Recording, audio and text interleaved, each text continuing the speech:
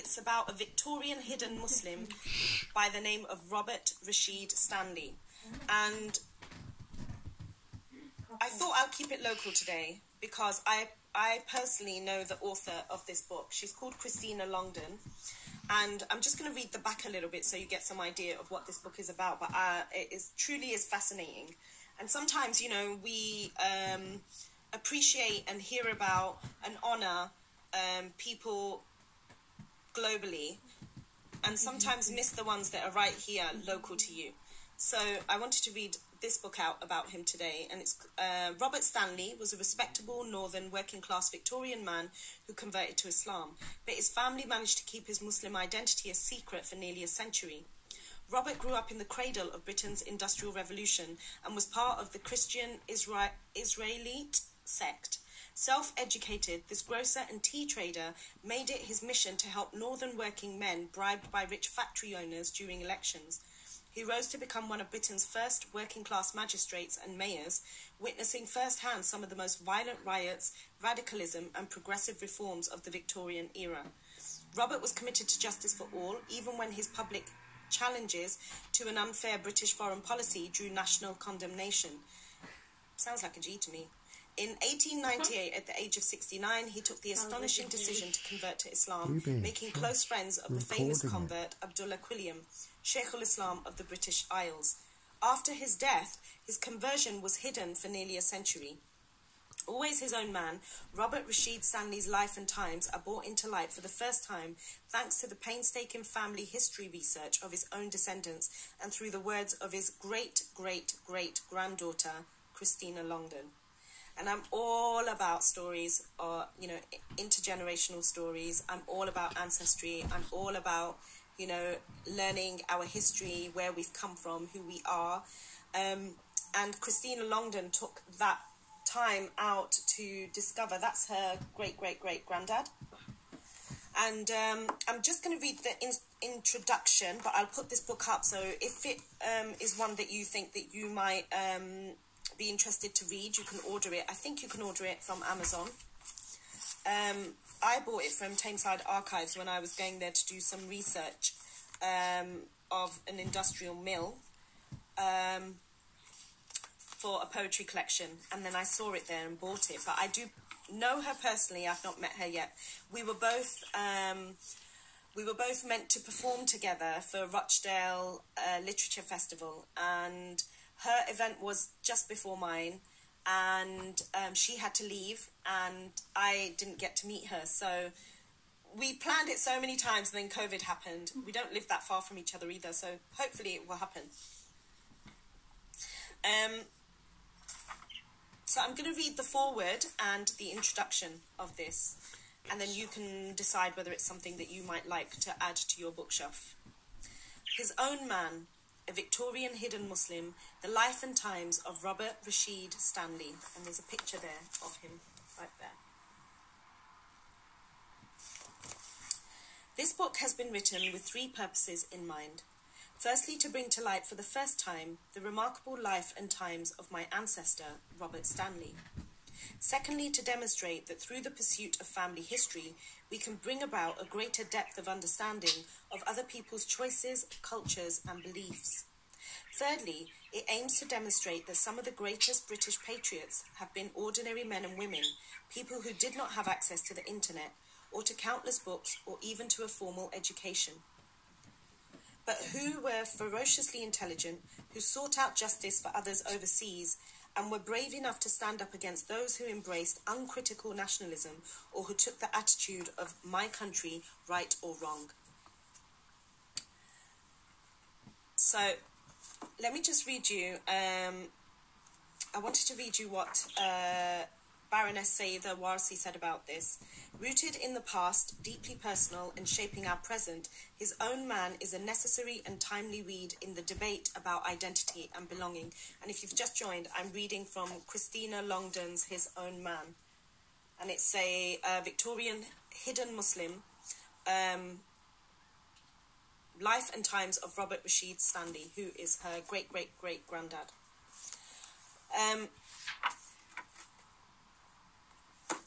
She starts the introduction by saying, "Don't panic. This is not a book about religion. Of course, there are quite a lot of mentions of religion contained within it, but the story contained is all about one man's life and the choices he made. Many readers picking up this book will lack knowledge of either Islam or Christianity in Britain, or they may have been exposed to ignorant or prejudiced ideas of what Muslims and Christians do and don't believe or should and shouldn't believe. Hopefully, even just dipping in and out of some of the chapters might challenge the views that some readers possess in relation to people who practice a religious belief. Britain today is predominantly a very secular society and one which hardly encourages interest in spiritual matters. But enough of the politics. This isn't a book about politics, although some readers will already be aware that my family has been, and still is, rather political, and that Robert himself was an avid follower of politics both at home and abroad. However, I do need to start the book off by quickly addressing a key issue that has led to this book being written: how British society perceives Muslims and the religion of Islam. Today it is nearly impossible to pick up any newspaper or to listen to any news coverage without hearing about the threat of Islamism. This book is not the place to delve into the whys and wherefores, or what is Islamism, or what constitutes Muslim extremism, but in order to understand the motivations behind Robert Stanley's conversion to Islam, we do need to consider the relationship that the British government has had with Muslim communities across the globe during the last couple of centuries. This book will not provide a detailed analysis of British foreign policy set against an Islamic context, however. Instead, Robert's life and choices will be laid against the historical background, and we shall see that on one hand, he faced a very different set of political circumstances to those of contemporary British Muslim converts, but on the other, the narrative, fear and misunderstanding will seem, to some, horribly familiar. Many non-Muslim British citizens today may associate the word Islam with that of terrorist. Anti-Islamic sentiment has been on the rise since 9/11, largely because a warped version of the religion has received so much publicity, thereby confusing many about Islam, its history and its active practice by the vast majority. This, however, has not always been the case. Islam and its followers have not always been perceived to be a threat to Britain. The history of the Crusades, of course, provides stories of brutality along with cooperation on both sides, and this is where we first encounter tales of British converts to Islam, although many of them were either the result of enforcement, misinterpretation, or, for those living abroad, a method of gaining trade connections, wealth, or power. Once the Crusades had burned themselves out, Islam was not deemed to be a menace to Britain, and once Henry VIII had created the Church of England, for many, the Ottoman Muslims came in handy holding the spread of Roman Catholicism at bay. However, when Victoria's empire began to expand, an increasing fascination and attraction with Orientalism began, accompanied by fear and mistrust of what the Ottoman Empire might do next. Still, for many, such as Benjamin Disraeli, the Ottomans were quite useful in keeping the Russians just that little bit further away from influencing and encroaching upon the rest of Europe. As a result of the printed press, literate British people soon began to receive more information than ever about Islam and all things Oriental, and the late Victorian period saw a growing number of single-minded, mostly becoming Muslims, with the Queen herself becoming fascinated with Islam thanks to her friendship with her Urdu teacher, Abdul Karim. 2 world wars, however, reinforced patriotism to all things Christian and crown, which meant that, for many, and probably for Robert Stanley's family, it was probably best not to dwell too much on the religion of the Musliman. Recent years have seen an explosion of interest amongst academics researching this Victorian and post-Victorian period of conversion to Islam, with much of the excitement on the subject being spurred on by the hypocrisy of currently prevailing attitudes in Britain towards Muslims. After all, only a few decades ago, the US and its Western allies were aiding and abetting Islamist militants in order to support their own struggles against the Soviets in Afghanistan. Still, whilst it is fair to say that there have always been rather inaccurate and often preposterous views on the part of the British in relation to what most Muslims do and don't believe, there has never been such negative and destructive perceptions of ordinary Muslims than exist today. Robert Stanley, though, did not actually convert during the glory days of the Ottoman Empire, when relations with Britain were better, and when Ottoman Islam was seen by many as esoteric and admirable. In fact, by the time that Robert met Abdullah Quilliam, Britain's most famous Victorian convert, the tide was turning against the friendly Muslim neighbour outlook. The conversions of both Quilliam and Robert took place at a time when turning to Islam and rejecting Christianity as a British-born individual would not have been seen as a peaceful, private belief. Instead, those who converted in the last quarter of the 19th century will probably be viewed in a similar light to many who have chosen to convert in today's post-9/11 environment, people who have taken an oppositional stance to Western society and who might well become the traitors of tomorrow. It is unusual to hear of anyone converting to another religion just a few months shy of their 70th birthday. We tend to identify religious conversion with youth, with those who are impressionable and who lack life experience and perspective. No matter how patronizing this attitude might be, the statistics do bear it out. How much more remarkable, then, for someone born of the working class, with no formal education to speak of, and living in a notoriously conservative, patriotic and provincial Victorian town, to drop a lifetime of religious conviction and nail his colours to the mast of those who were increasingly being seen as the enemy. The question of why Robert converted is always first on the lips of anyone who hears his story, whether they are Muslim, belong to another faith, or have no belief system at all. This book marks the first attempt to guess, and we can only guess, as to why Robert changed his faith so late on in life. It is nigh on impossible to reduce the reasons why someone changes their religion or joins one to a few bullet points or sound bites, although scholars have researched the various psychological elements that cause individuals to decide that they have converted. And of course, the level of conviction, practice, and true conversion will vary from individual to individual. I hope that this book will successfully examine the many and varied strands that pulled Robert towards his own conversion, without discounting, of course, what some would see as an overriding spiritual force, but I deliberately shy away from providing the reader with definitive answers as to why. Whether Robert converted for experimental, intellectual, fraternal, political, or mystical reasons, or a combination of all of these, I don't know. I don't suppose that he did either. But the fact remains that he only became a Muslim after living a very British life for nearly 70 years, and therefore the bulk of this book focuses on this portion of his life. I hope that the research demonstrates that Robert's conversion never seemed to change his love for his land and for his family. If anything, it was simply a natural progression for him. Rediscovering Robert. In 1999, my family made an astonishing discovery. Our ancestor, Robert Stanley, had converted to Islam in 1898. My brother Stephen and I had always known that Robert had been a mayor of Staley Bridge during 1874 to 76, but no surviving member of our family knew anything of any involvement with Islam. It seemed to us, therefore, that his family had either tried to forget this part of Robert's life or had deliberately worked to conceal it. That a working-class, born man, a well-known member of the Conservative Party, residing in an overwhelmingly white Christian Victorian and extremely traditional northern mill town, chose to change his religion is remarkable.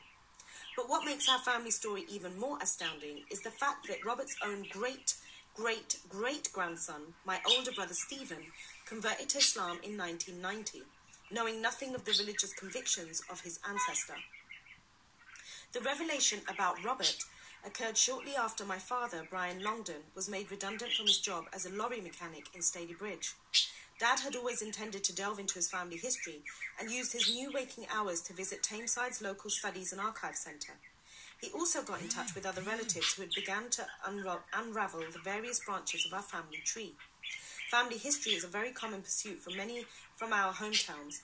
The Workers' Education Association courses on genealogy in the Northwest are enormously popular.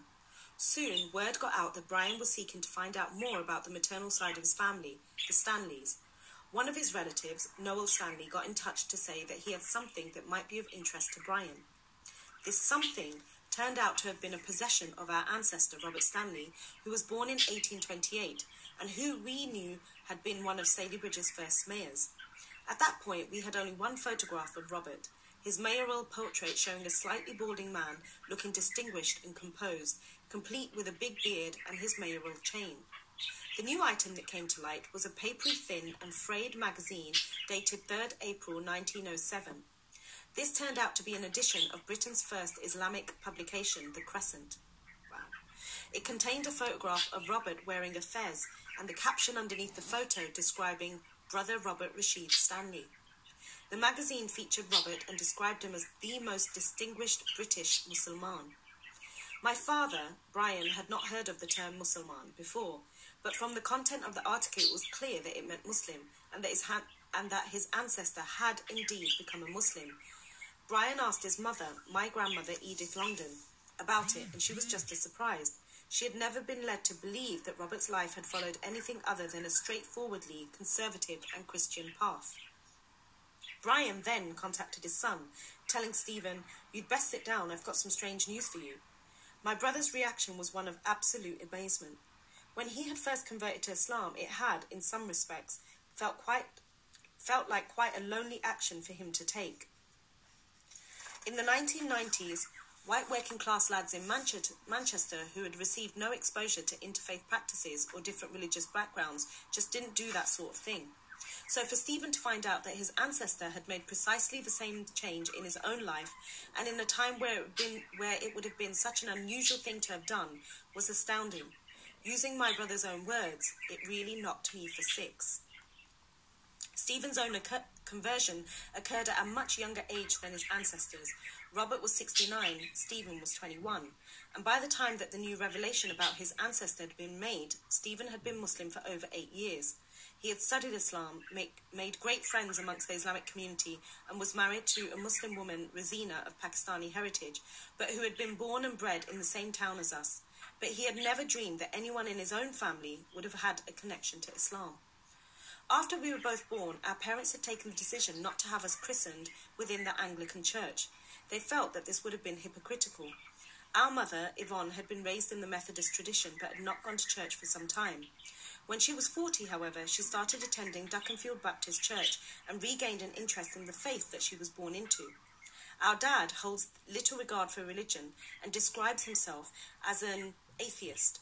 Despite, or perhaps because of, the lack of church attendance on behalf of our parents, our Auntie Enid took it upon herself to influence her teenage niece and nephew to attend church. Together, we went to a C of E church in Stalybridge, which followed the Anglo-Catholic tradition of worship.